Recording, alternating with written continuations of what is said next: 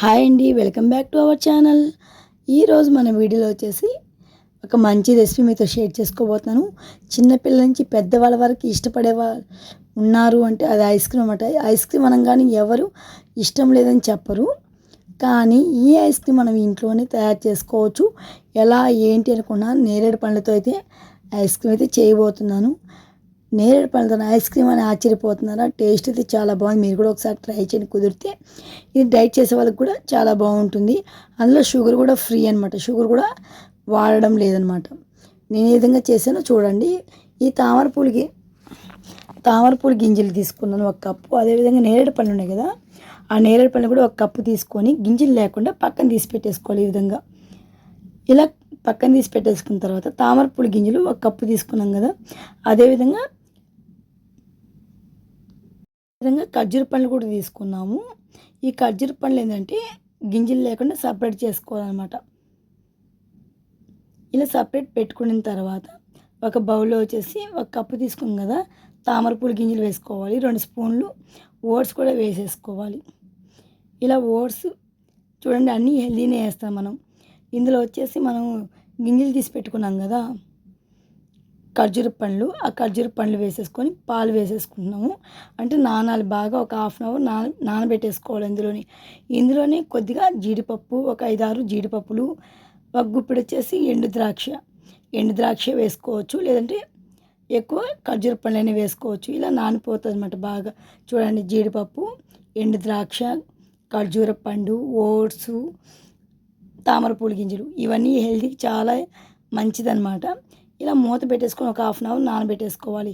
ఈలోగా 1/2 లీటర్ పాలు తీసుకున్నాను. ఆ పాలు కొద్దిగా బాగా మరగాలన్నమాట. కొద్దిగా పాలు తీసేసుకొని అందులో కస్టర్డ్ పౌడర్ ఉంది కదా, కస్టర్డ్ పౌడర్ కూడా యాడ్ చేసుకోవాలి.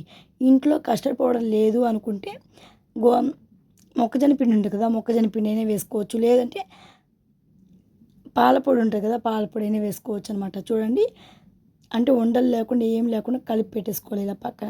ఇప్పుడు పాలు మరుగుతూ ఉంటాయి కదా, ఎప్పుడైతే పొంగు వస్తుందో అప్పుడు మనం కస్టర్డ్ పౌడర్ కలిపి పెట్టుకున్నాం కదా, ఆ పౌడర్ అంటే ఆ మిల్క్ అయితే అందులో యాడ్ చేసుకోవాలన్నమాట.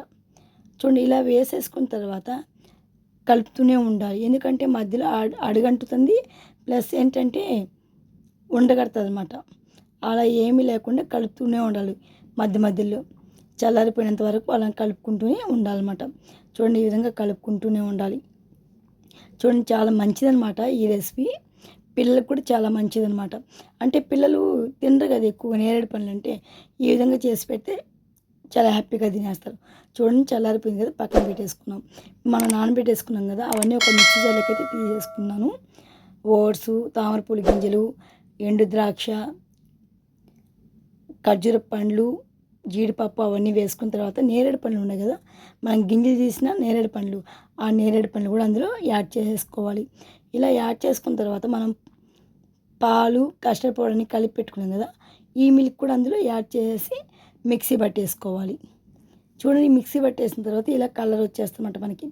మన జ్యూస్ లాగా తయారైపోతుంది అనమాట. ఇలా అయినా తాగొచ్చు. లేదంటే మనం ఐస్ క్రీమ్ అనుకున్నాం కదా, అందుకని నేనైతే ఒక బౌల్లోకి అయితే తీసేసుకున్నాను. ఇలా తీసేసుకున్న తర్వాత ఐస్ క్రీమ్ బాక్స్ ఉంటాయి కదా మన దగ్గర, ఐస్ క్రీమ్ బాక్స్ అంటే కుల్ఫీ ఏమైనా తెప్పించుకున్నప్పుడు ఉంటాయి కదా, అవన్నీ పడేయకుండా ఇలా మనం ఇంట్లోనే ఐస్ క్రీమ్ చేసుకుంటూ ఉన్నప్పుడు ఈ విధంగా మనకి ఉపయోగపడతాయి అన్నమాట. నేనైతే ఐస్ క్రీమ్ బాక్స్లో అయితే వేసేసుకున్నాను. ఇలా మిక్సీ పట్టిన జ్యూస్నంతా మొత్తం ఐస్ క్రీమ్ బాక్స్ అయితే వేసేసుకున్నాను. ఇలా వేసేసుకున్న తర్వాత పైన వచ్చేసి అంటే మా జీడిపప్పులు కానీ, పిస్తా పప్పులు కానీ అవన్నీ వేసుకోవచ్చు. నేనేంటంటే నేరేడు పళ్ళు ఉన్నాయి కదా, నేరేడు పళ్ళు కట్ చేసి అక్కడక్కడ చల్లేసాను అనమాట. చూడండి, ఇలానే మూత పెడితే వాటర్ అంతా దిగుతుంది కాబట్టి తొందరగా అయితే మెల్ట్ అయిపోతూ ఉంటుంది. గడ్డగట్టదు, ఐస్ క్రీమ్ లాగా రాదు. అందుకని ఏం చేయాలంటే మనం పేపర్ ఉంటుంది కదా, మామూలుగా ఇడ్లీ రవ్వ అన్నీ ఉంటాయి కదా, కొంచెం అలాంటి కవర్ ఉంటుంది కదా, ఆ కవర్తో మొత్తం మనం కప్పేసుకోవాలన్నమాట. అలా కప్పేసేసి మూత పెట్టేసుకోవాలి. కొద్దిగా మిగిలింది కాబట్టి సరే కుల్ఫీలాగా తయారు చేద్దామని గ్లాస్లో అయితే వేసేసుకున్నాను. చూడండి, ఈ విధంగా వీడియోలో చూపిస్తున్నాను కదా మీకు నేను. అలా కప్పెట్టేసుకొని మొత్తం అలా క్లోజ్ చేసుకోవాలి. మిడిల్లో ఒక ఐస్ పుల్ ఉంటుంది కదా, ఐస్ పుల్ పెట్టేస్తే సరిపోతుంది అనమాట. ఇలా ఫ్రిడ్జ్లో మనం మార్నింగ్ పెట్టేసనుకోండి ఆఫ్టర్నూన్ ఈవినింగ్ కల్లా తినేయచ్చు అనమాట హ్యాపీగా.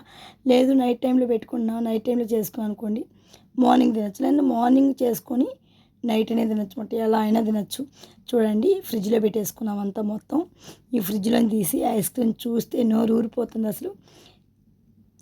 ఐస్ క్రీమ్ ఎప్పుడెప్పుడు తిందామా అనిపిస్తూ ఉంది. చాలా బాగుంటుంది టేస్టు. మీరు కూడా ఒకసారి ట్రై చేయండి. చూసారా ఫ్రెండ్స్, ఐస్ క్రీమ్ అనగానే అబ్బా ఎందుకులే ఆ టేస్టు, ఆ స్మెల్లు, ఆ నేరేడు పండ్లు కానీ, ఓట్స్, తామరపూల గింజలు, ఖర్జూరం, ఎండు ద్రాక్ష స్మెల్ అయితే అదిరిపోతుందన్నమాట. ఈ ఫ్లేవర్స్ అన్నీ కలిసి అనమాట ఐస్ క్రీమ్లో. చాలా హెల్దీ అనమాట. షుగర్ కూడా ఏమీ వేయలేదు. మీకు కూడా నచ్చినట్లయితే ఒక చిన్న లైక్ ఇవ్వండి, కామెంట్ చేయండి.